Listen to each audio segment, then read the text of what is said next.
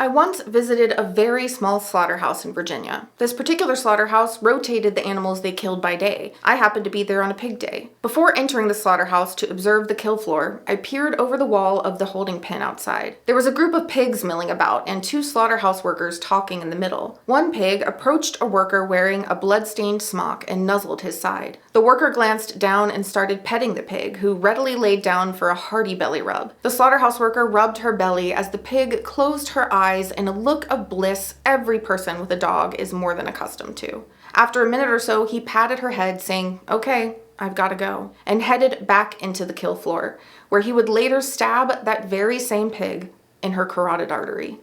As far as slaughterhouses go, the one I visited was a far cry from the industrial mechanized kill lines that run at staggering speeds with haphazard results. But in many ways, I found it almost more disturbing to see the very same man shower a living being with affection only to moments later take her life. This apparent emotional disconnect is hard for even meat eaters to reconcile. There's a reason most people don't kill the animals they consume. But as much distance as we may like to place between ourselves and the animals on our plates, there's no avoiding the reality that purchasing animal products is simply a way of having others kill in our name. And just as we dare not think of what the animals have experienced to make it to our grocery store, we equally resist considering the experience of those who took their lives.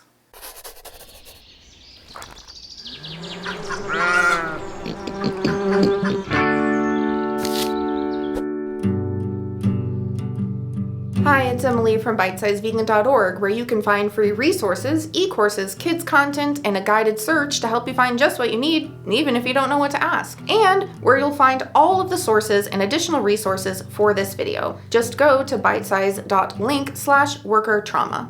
Some people may wonder why I, a vegan animal liberation activist and educator, would take the time to address the mental health of slaughterhouse workers. The most basic reason why their mental health matters is that the psychological anguish of any sentient being matters. And when an occupation routinely causes psychological harm to workers across countries and cultures, it's worth asking why. Slaughterhouse workers are essentially canaries in the coal mine for our collective humanity. If killing animals results in profound psychological trauma for workers, it would certainly call into question our societal belief that slaughtering animals is perfectly acceptable. This belief is already a thinly veiled dissociation for people who consume animals. Ask the average person to watch footage from a slaughterhouse and you'll likely be met with resistance. If nothing is wrong with the way that we raise, confine, and kill animals, why are we so resistant to watching? Perhaps even more telling is the animal products industry's own resistance to transparency. Starting with my own state of Iowa, many states have criminalized the exposure of what takes place in their facilities. These so-called ag-gag laws place severe penalties of jail time and fees upon anyone who shows the inner workings of our animal agriculture system. Again, if there's nothing to hide, why take such extreme steps to prevent exposure? For some animal rights activists, it may seem that focusing at all on the health of slaughterhouse workers pulls attention from the real victims, the animals themselves. It's a common misconception that being vegan means one has no concerns for human rights. However, even if our primary focus is non-human animals, the psychological damage workers experience from killing them is a powerful testament to the true impact of the animal's suffering. The harm to workers flies in the face of viewing non-human animals as objects or commodities. Were that true, slaughterhouse workers would not be so gravely affected by taking their lives.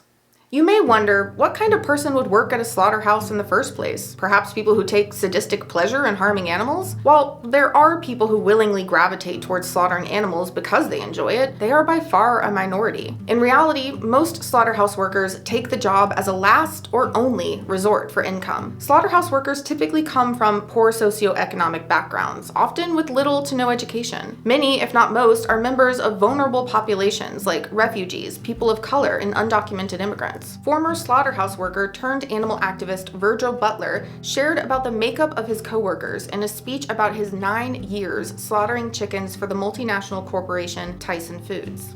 Most of them are very uneducated. Some of them can't even read a comic book without some help.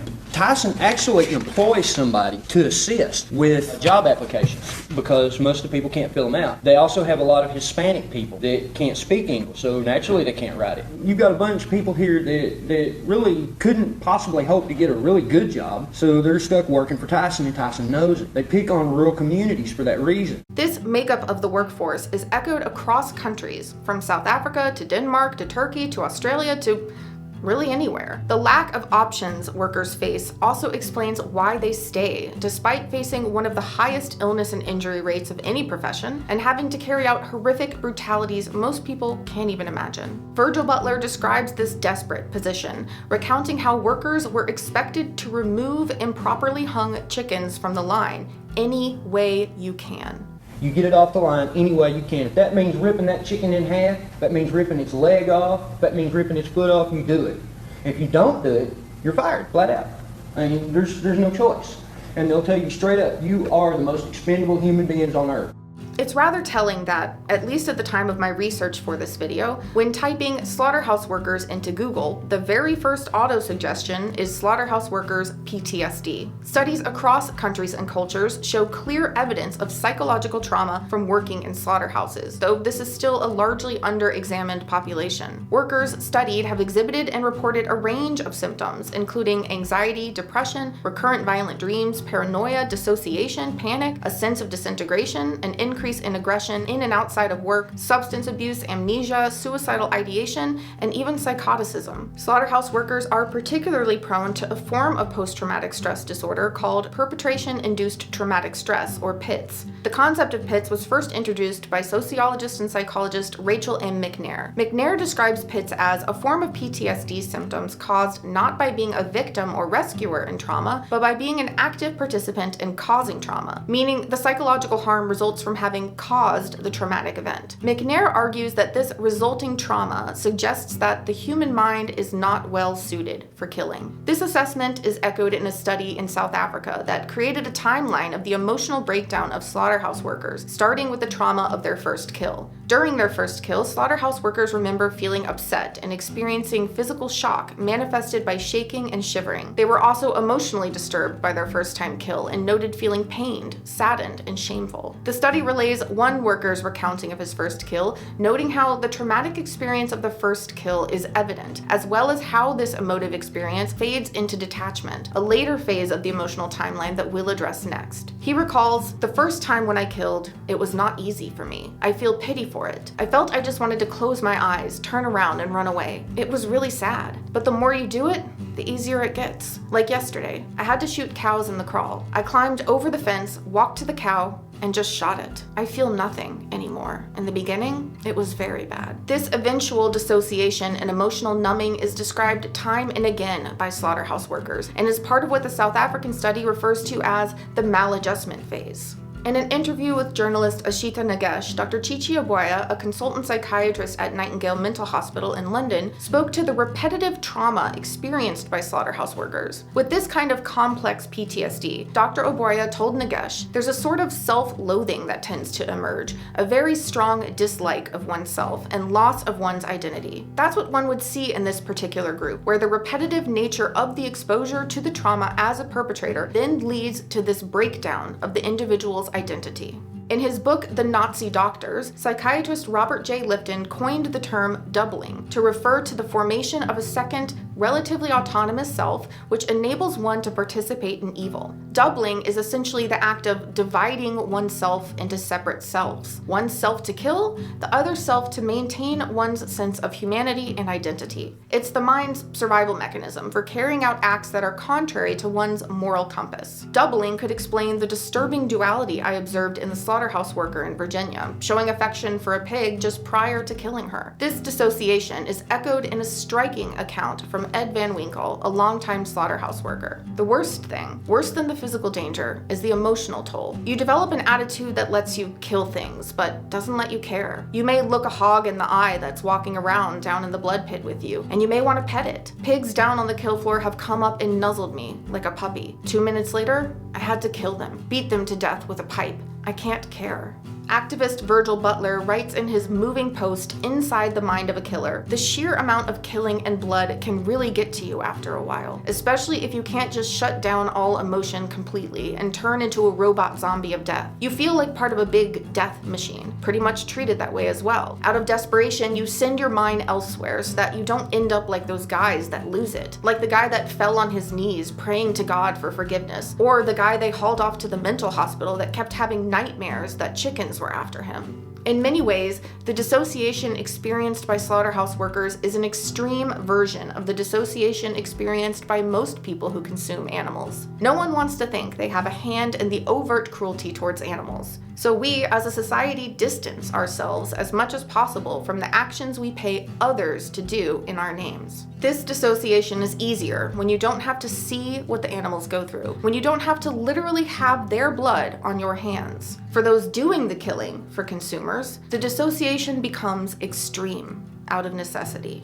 There's no arguing that the work of a slaughterhouse employee is violent, but are slaughterhouse workers more prone to violence as a whole? As a society, we have long acknowledged cruelty towards animals as an indicator of budding psychopathy. Yet slaughterhouse workers are paid and expected to carry out what amounts to torture upon thousands of sentient beings day in and day out. How could that not have an effect? Studies have found links between slaughterhouse work and increased crime rates, including domestic violence, sex offenses, murder, assault, burglary, arson, rape, theft, and larceny. So is it their work that makes them violent, or are violent people more drawn to that kind of work? While the latter may be true in some cases, studies and stories from slaughterhouse workers illustrate severe changes in personality, deadening of empathy, and increased aggression. For her harrowing book, Slaughterhouse, Gail A. Eisnitz spoke with Donnie Tice, a hog sticker, meaning the worker who cuts the pig's throat. Tice recounted, "Down in the blood pit, they say that the smell of blood makes you aggressive, and it does. Another thing that happens is you don't care about people's pain anymore. I used to be very sensitive about people's problems, willing to listen. After a while, you become desensitized." Slaughterhouse workers often turn to substance abuse and other maladaptive ways of coping with the trauma of their work. Ed Van Winkle, whom we heard from earlier, told Eisnitz, "Every sticker I know carries a gun, and every one of them would shoot you. Most stickers I know have been arrested for assault. A lot of them have problems with alcohol. They have to drink. They have no other way of dealing with killing live, kicking animals all day long." Activist Virgil Butler and many other former and current slaughterhouse workers recount horrifying games workers would play with the living beings they were employed to kill, whether ripping the head off a chicken and placing it on their finger like a puppet, or purposefully not stunning a pig just to make it harder for the next worker to shackle them, or a number of other atrocities I'll spare you from, but about which you can read for yourself in the works I've cited throughout the article for this video. For many workers, this sadistic behavior developed from the severe emotional detachment and stress of the job. While we like to think that abuse and cruelty within the animal industries are isolated events, a result of a few aberrant workers, this is simply not the case. I have multiple videos, articles, and even full-length speeches showing the reality of humane regulations and what the highest standards really mean for the animals themselves, all of which are linked in this video's article. The line that we draw between abuse and standard industry practice is arbitrary at best. Tossing live conscious baby chicks into a meat grinder? Completely legal. In fact, it's the standard method dictated in the European Union's landmark humane regulations. Slamming piglets into the concrete floor and then tossing them into piles while many are still alive and twitching? Completely legal. Tearing off the testicles of piglets and calves, cutting their teeth, notching their ears, searing brands into their flesh, chopping off their tails, all without pain relief. Completely legal. As you heard from Virgil Butler, even clear violations of the limited regulations or standards that may exist are not only allowed, but actually required for employees to keep their job. Nothing can slow down the speed of the line. I've personally spoken with slaughterhouse workers as well as read numerous accounts about cows regularly still being conscious as their skin is removed and they are dismembered. Nothing can slow down the line.